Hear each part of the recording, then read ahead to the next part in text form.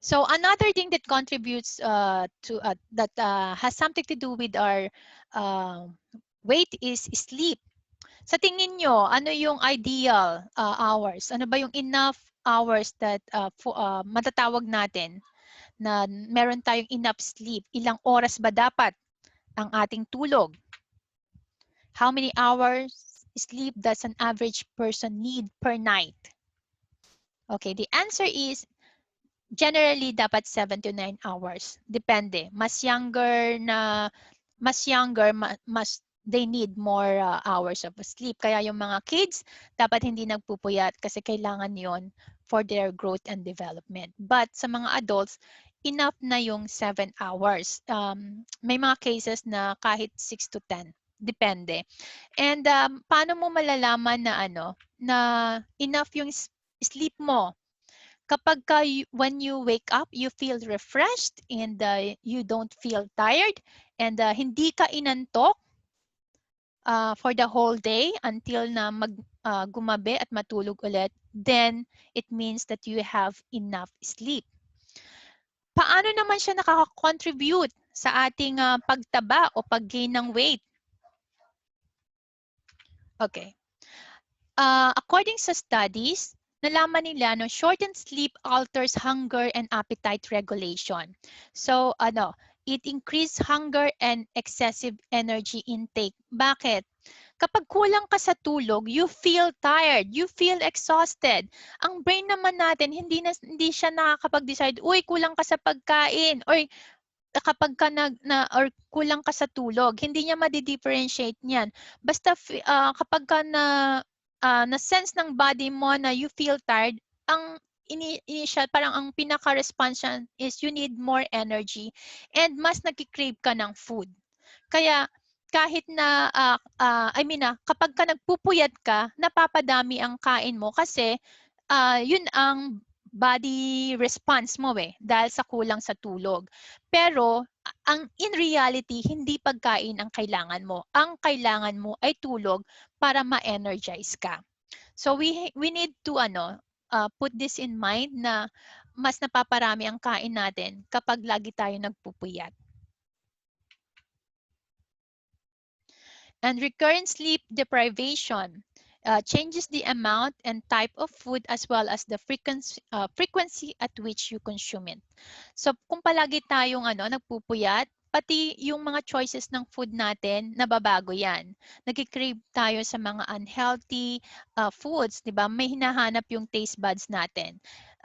Malaking bagay to. Malaking bagay to bakit tumataba ang isang tao.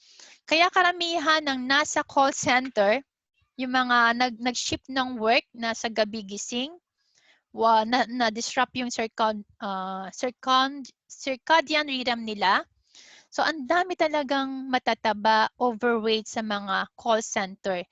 And, ang tumaas lalo at pabata rin ng pabata yung mga cases na merong hypertension, diabetes, heart diseases because of this sleep. So very important that we have a regular hours of sleep, enough sleep at night every day.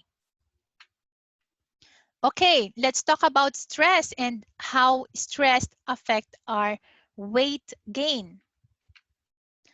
Kapag tayo stress, tumataas ang tinatawag nating stress hormone or cortisol.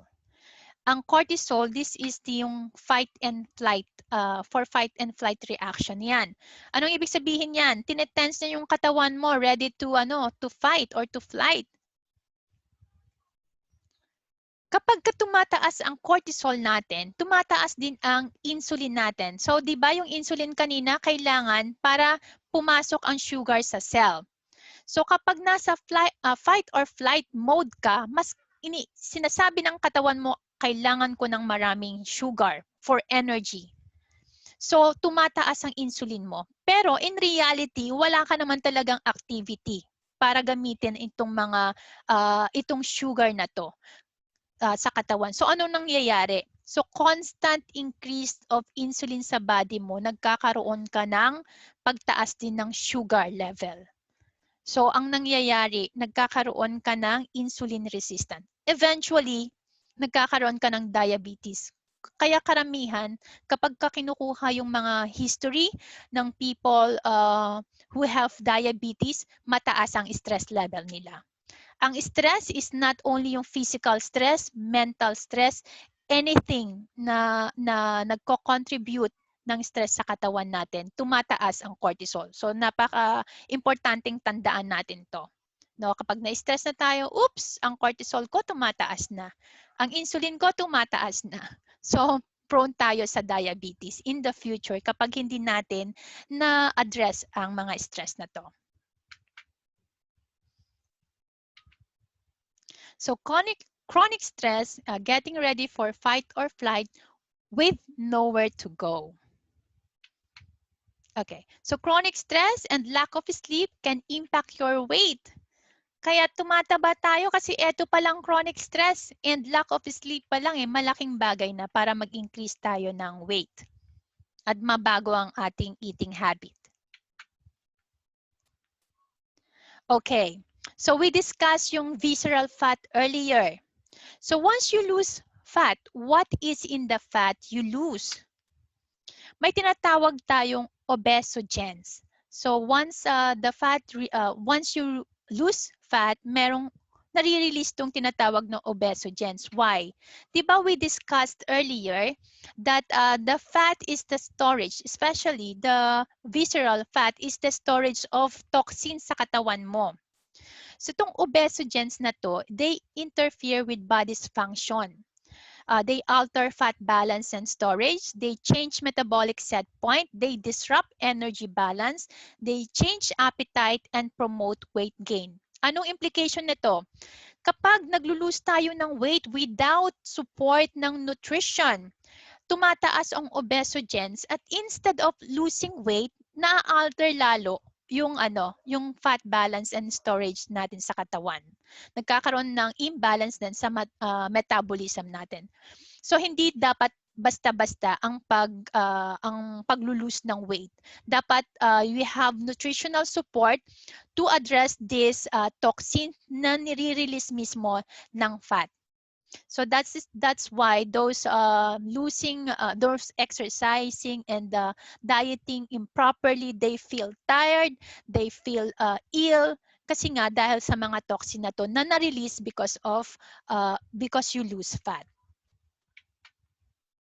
So what's in the fat that you lose? These are the environmental and lifestyle toxins. Saan natin to nakuha? Environmental toxins like yung pesticides, yung solvents, yung mga nai-inhale natin, anything that na pumasok sa katawan natin, whether sa food ba yan, sa skin ba yan, or sa through air ba yan, toxin siya sa katawan. Itong lifestyle toxins naman, ito yung mga alcohols, over-the-counter drugs, and yung prescription drugs. So marami pang iba. So importante itong malaman So kapag pagka may excess sa fat tayo, isipin na natin na merong storage na ang toxins. So kapag bigla tayo nag-diet without proper support ng nutrition, mas nire-release lalo natin. So pinapakalat lang natin tong toxin na to. So importante pa rin na well-balanced yung diet natin, and hindi lang tayo nag-exercise, we also watch what we eat. And kung ano yung mga dapat yung kinakain natin is also support this to remove these toxins sa katawan. Okay, so there are also study na yung gut microbiota has something to do with weight gain or with maintaining your lean body mass. So may nakita sila na 2 micro or probiotics like yung firmicutes and bacteroidetes. These are the good bacteria that they help you in maintaining weight. Yung firmicutes, they help in absorption of the food that you eat. Yung bacteroidetes naman, they help you na magkaroon ng lean body mass. So although marami pang research ang kailangan dito, but what is the implication? It shows here that having good gut health contributes significantly to good health outcomes. So dapat isipin din natin ang ating tiyan. So importanteng nagtitake tayo ng mga probiotics. So how to improve your gut health? Kumain tayo ng maraming fiber. Why? Ang fiber is like walis sa ating colon. They're also the food of the good bacteria. Kasi kapag wala tayong fiber, nai-stack yung mga ano doon, yung mga dapat na yung waste product ng pagkinain natin. Kailangan din may enough fluid tayo. Why? Kasi magiging constipated tayo kapag hindi enough yung fluid. So, we will eliminate hard stool. So, mahihirapan tayo. And they say na dapat regular ang bowel movement natin para hindi, kasi yung mga kinakain natin nabubulok. So, imaginein mo, if you are eating like yung especially meat, madali siyang masira, madali siyang mabulok sa katawan. So, dapat nilalabas mo siya after mong kainin. Kasi, continuous na na-absorb. Halimbawa, nag-stack siya for, like, halimbawa, nagbabanyo ka lang 2 times a week, every 3 days, every 2 days. Imaginein mo yung toxin na nakastay doon sa katawan mo and yun ang sinisikret palagi at na-absorb ng katawan mo. So yon, kailangan ng fluid, kailangan ng fiber, and kailangan din ng yung flora natin is healthy. Paano natin silang aalagaan? So itong mga probiotic na to, yung good bacteria na to, we have to eat fermented foods and probiotic supplements. Okay? So fun fact, have we tried na tingnan yung ating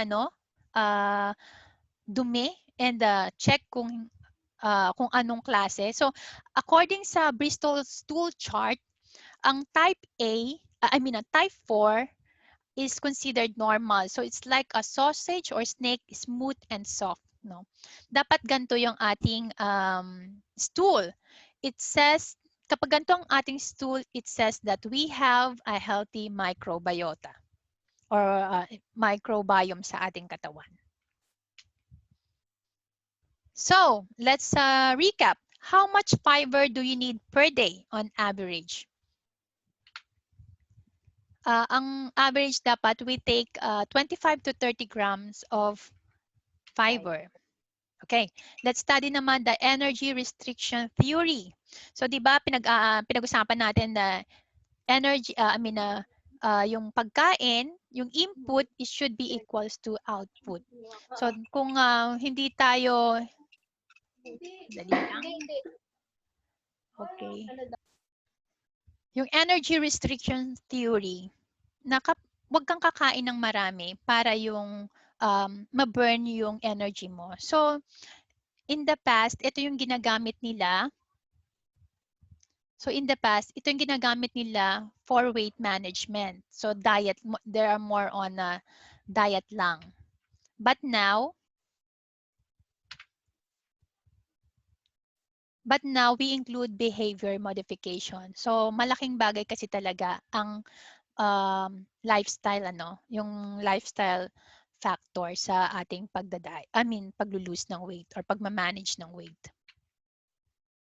So key recommendation, make small decreases in overall caloric intake and increase physical activity. So if we are, nagtimbang tayo and we use the BMI and nalaman natin na we are in the category of overweight or obese, ang kailangan lang natin gawin, for example, our height, kasi malalaman naman natin kung ano yung, lalo na kung meron tayong weighing scale that suggests yung caloric intake mo. Ang gagawin mo lang is to decrease by around 500 to 600 kilocalorie.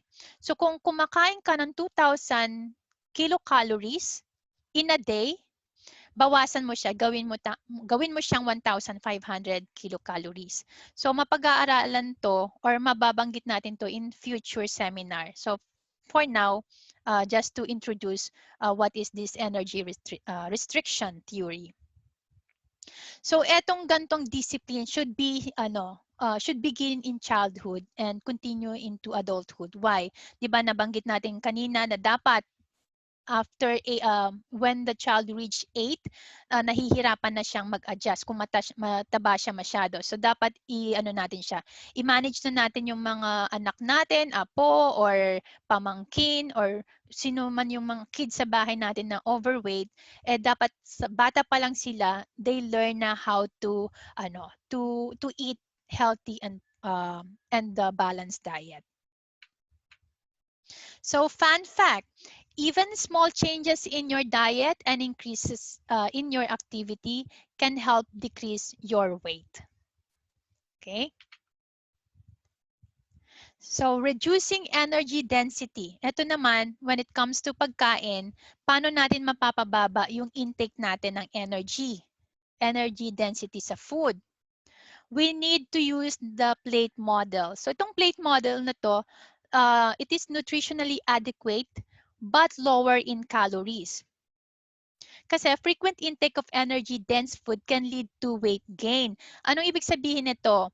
Halimbawa, tayong mga Pilipino, di ba, pati pansit, ginagawa nating ulam. So rice and with pansit. Hindi natin alam, parehas yan na carbohydrates. So, pag ganyan lang yung meal natin, sa plate natin, yan lang ang nakalagay, ibig sabihin, wala kang mababa ang protein intake mo, mababa ang good fat intake mo, pero napakataas ng carbohydrates, no? Kasi itong mga pasta, itong mga breads, they are carbohydrates. And avoid portion distortion. Excessive portion size are now accepted as normal. Diba? Kapag sa eat all you can, ang laki-laki ng plate natin. Kasi accepted na yan as, sa ngayon. No? And they have found out that obese adult eat larger portion and underestimate portion size. So we need to use practical methods to gauge portions. So paano ito? I will present to you yung Canada's Food Guide Plate Model. Actually, tandaan nyo lang to. And eventually, makikita nyo na yung changes sa katawan nyo. Ano tong food plate model? Dapat yung plate nyo, half of it, make sure na plenty of vegetables and fruits as this picture show, di ba? Yung 1/4 niya sa baba, ito yung ating carbohydrate portion. Pero we have to choose yung whole grain foods, not yung simple carbohydrates. Like itong whole grain, like yung brown rice, like yung red rice or black rice, and the whole grain pastas and bread. Doon naman sa upper 1/4 portion, ang ating protein source naman. Dapat variety din. Like yung may poultry, may animal meat, and also protein coming from fruits, from vegetables, yung legumes, and yung mga nuts. So just remember this food plate, malaking bagay na ang mababago sa ating weight. Okay, fun fact. A meal that contains fat, fiber, and protein will keep you feeling fuller for longer. Why? Ang carbohydrates, especially ang simple carbohydrates, very easy lang siyang metabolize sa katawan natin. So kapag kumain tayong mataas na carbohydrate, madaling mag-shoot up ang blood sugar natin. But if we eat fat, especially the healthy fat, and with the fiber and protein, kahit konti lang yan, we feel fuller. Why? Kasi matagal siyang tunawin. So, slow ang release ng energy sa katawan natin pagka ganito ang pagkain natin. So, about portion. For starches, ang example natin is serving a half cup of cooked or 1 slice of high fiber bread or 3 baby potatoes, 80 gram na yan. So, ang portion mo is 1 to 3 servings per meal. Sa protein naman, 1 ounce or 30 gram animal protein or 1/2 cup of legumes or 1/2 cup of dairy or dairy alternative, 3 to 4 servings per meal. For fats naman, like for oils, 1 teaspoon, avocado, yung 1/4 slice, olives, kung kumakain tayo ng olives, 8 large pieces, Yung seed, 1 tablespoon. Nuts naman depende kung ano yan. Pag almonds, around 8 pieces lang, ganon. Ang portion naman, 1 to 3 serving per meal. Sa vegetables naman, for pag-cook, 1/2 cup. Pag raw, 1 cup. And sa fruit naman, 1 fist size yung fruit natin and 1 to 3 servings per meal. Okay, so methods to reduce energy. Choose more low energy, nutrient dense food frequently and plenty of fruit and vegetables. Eat high fiber starches like legumes. And you should eat at regular intervals. So hindi siya advisable yung kakain ka ngayon, hindi siya ano yon, yung irregular yung eating habits mo kasi nadi-disrupt yung feedback mechanism sa katawan natin. So start with 3 meals and in between 1 to 2 snacks. And increase or decrease according to hunger natin. Halimbawa, sa pinakita kong food plate model, gumamit ka lang ng medium plate. If you feel parang kulang, dagdagan mo rin. But ganun pa rin yung proportion niya. Half the plate, fruit and vegetables, 1/4 is for the good complex carbohydrate, yung 1/4 naman is good proteins. So hindi ka magdadagdag as in dadamihan mo yung yung isang portion lalo na pag carbohydrates. If in doubt, hindi mo alam kung ano yung kakainin mo, mas mag-choose ka sa fruits and vegetables. Dahil energy sila, less energy but more on nutrition sila. Okay, so practical methods to reduce energy density. Rethink your drink, no? Sino ang dito? Yung mga iced tea na yan, ang taas-taas ng sugar, no? Yung Coca-Cola, yan, mga drinks natin, mga soda. Instead of drinking those things, choose water. Diba? Healthy pa. Kasi water, very essential sa katawan natin. Decrease sweetness tolerance. So, identify where added sugars in your diet. Halimbawa, pag nagkape ka, gusto mo matamis, i-decrease mo siya. So, unti-unti, halimbawa kung 3 teaspoon yan, gawin mo 2 teaspoon. Or kung umiinom ka ng tea, pwede mo na rin siyang tanggalan ng sugar. So, inumin mo siya ng plain. You can decrease it gradually kasi ang secret is yung taste bud natin is nag-a-adjust naman. And snack sensibly. So, marami sa atin, no, we do not know what is the difference between a snack and a treat. Yung snack is a small meal you eat in between your regular meals. Yung treat naman is a discretionary food you eat sometimes when you feel like it. So, halimbawa, kung nag-snack ka, like kumain ka ng fruits or salad, pero yung treat is like kumain ka ng cake because you feel like eating cake or mga sweets. Okay, so targeting belly fat. Diba, pinag-aralan natin kanina that visceral fat is unhealthy fat. Why? Because they trigger the inflammatory process sa katawan natin. And they are the storage of toxins sa body. So how do we do that? Once we decrease belly fat, we also reduce insulin levels and improve insulin sensitivity. So we need to reduce refined carbohydrate food sources. In this way, kapag ni-reduce natin lahat yan, we will also decrease insulin levels. We need to eat sufficient protein at each meal kasi mas nakakabusog ang protein. So ang protein is not only sa yung meat source, no? Pwede rin tayong kumain ng mga nuts and legumes. They are also rich in protein. And third is replace saturated fats with unsaturated fats. How? Instead of eating yung mga taba ng karne, or kaya gumagamit tayo ng mayonnaise sa ating salad, di ba? Kakain tayo ng, ito yung mga maling bagay na ginagawa ng iba, no? They will eat fresh fruits and vegetables or fruit salad, no? Pero ang gamit naman nila is yung dressing nila is mayo.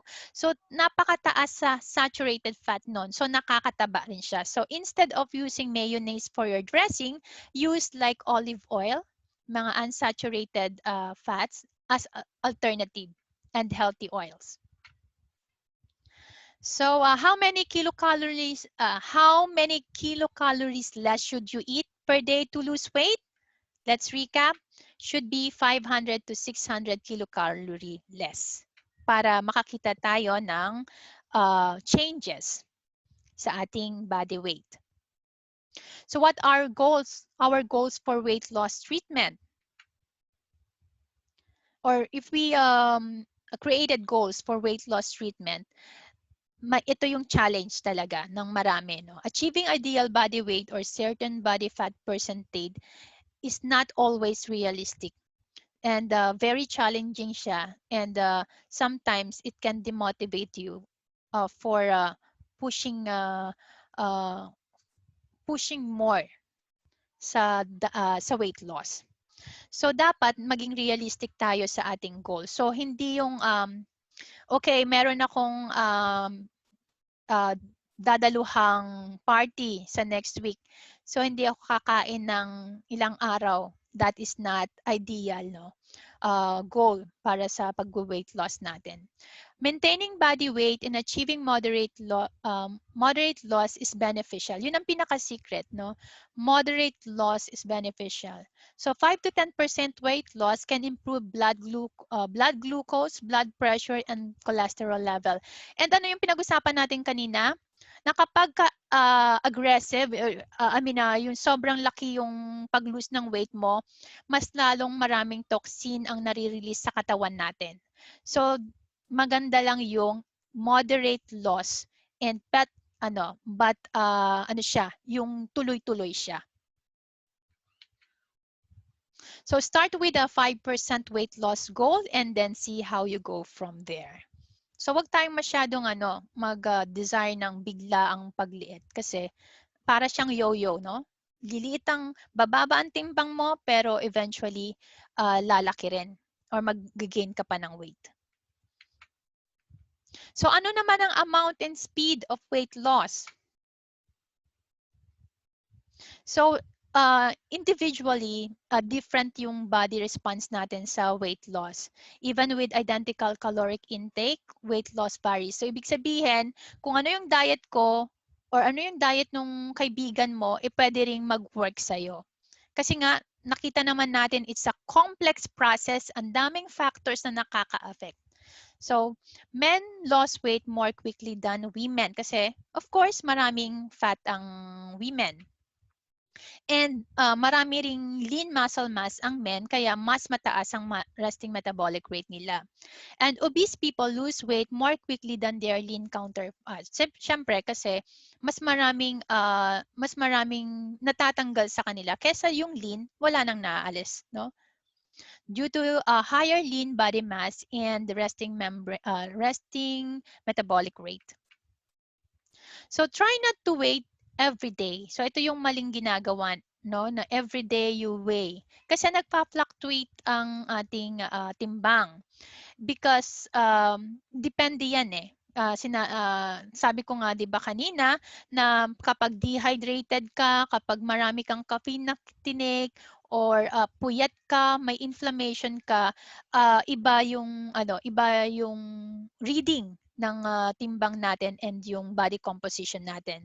So this may discourage you. So ang ideally is once a week, pero dapat same scenario kung sa morning ka nagwe-weigh, then do that sa every morning. With the same scenario, no, hindi ka dehydrated, hindi ka uminom ng alcohol. So dapat same scenario so that the reading will be accurate. So fun fact, don't compare your progress to anyone else progress, no? Kasi iba yung genetic makeup natin, 'di ba? Napag-usapan naman natin iba't ibang genes also triggers yung ating weight. So others may mga taong mabilis silang mag-lose weight. So anong implication lang neto? We should focus on our own weight loss and maging consistent lang tayo. So slow and steady wins the race. Yan ang pinaka-importante. Okay. So it favors a reduction of fat stores and spares lean body mass and attenuates the sharp decline in resting metabolic rate. As we have discussed earlier, aim for 0.5 to 2 pounds per week lang, no? Do not aim for more kasi pwede tayong magkaroon ng yo-yo ano na yon, parang yo-yo diet or fluctuation ng ating weight. So for 6 months, for reductions, kung ganito yung ginagawa natin, for 6 months, there's also reduction of 10% body weight. Itong graph na to, it shows yung mga different strategy, no, para mag-lose ng weight. It shows here dito sa kapag itong black na to is advice alone.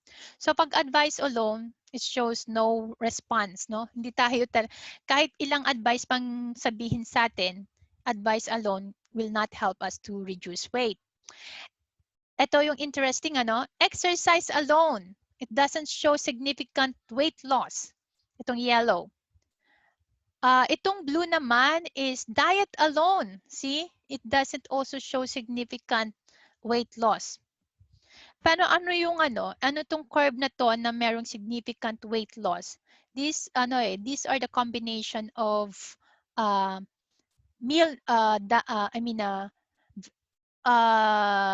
diet and exercise, and also yung meal replacement. And ito yung interesting, itong light blue. This is very low energy diet. Ito, ibig sabihin, yung kinakain mo, low yung density ng energy, like yung vegetables, lalo na kung palagi kang nagsasalad lang, they are low in energy density but rich in nutrients. So, see yung significant weight loss. Ito. Pero mahirap siyang ma-maintain kasi ang hirap, no? Ang hirap nung for how many months kakainin mo lang gulay at prutas, 'di ba? Pero anong implication nito? It shows here that malaking factor yung intake natin kapag depende sa kung low energy siya or high energy density siya. So yun ang pinaka-importante. It also shows that dapat well-balanced diet tayo. So first, do not starve yourself. So why? Nalaman naman natin, no, napag-usapan natin kanina na kapag ini-starve natin yung sarili natin, sa starvation mode yung body natin, at mas lalo tayo bumabagal ang ating metabolism.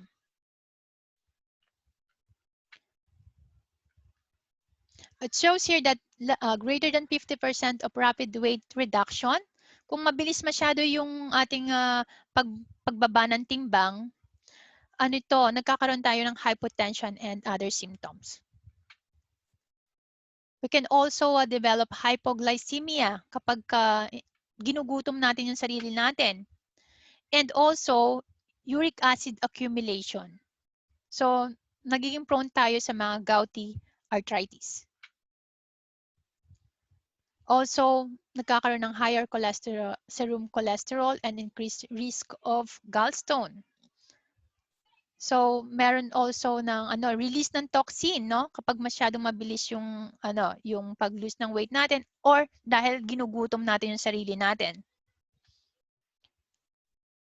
Okay. And it also results in more disordered eating pattern. So, if we reach this plateau effect na wala nang nag-change sa body weight natin, ito yung weight remains the same for a long period of time, and then eventually weight loss halts completely, biglang huminto. Ito, na-reach na yung plateau. So the theories behind this is metabolic adjustment and weight maintenance, no? And there's also release of endocrine disruptors and inflammatory agents. And maari din na mag-slow na yung resting metabolic rate natin due to loss of yung LBM, I forgot yung, what is the meaning of, yung acronym niya. Acronym yung LBM, I forgot kung ano yung pinaka-name niya. Smaller people needs less energy. So, kapag pag na-reach na natin yung plateau, we should not be parang ma-demotivate, no? We should continue lang yung kung ano yung napag-aralan natin ng proper weight loss management. So, to move out of this phase, we have to increase yung ating exercise. And pwede ring mag-change tayo ng food choices. Okay, more fruits and vegetables. Kasi marami naman tayong pagpipilian eh.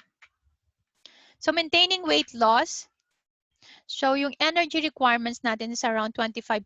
It should be around 25% lower.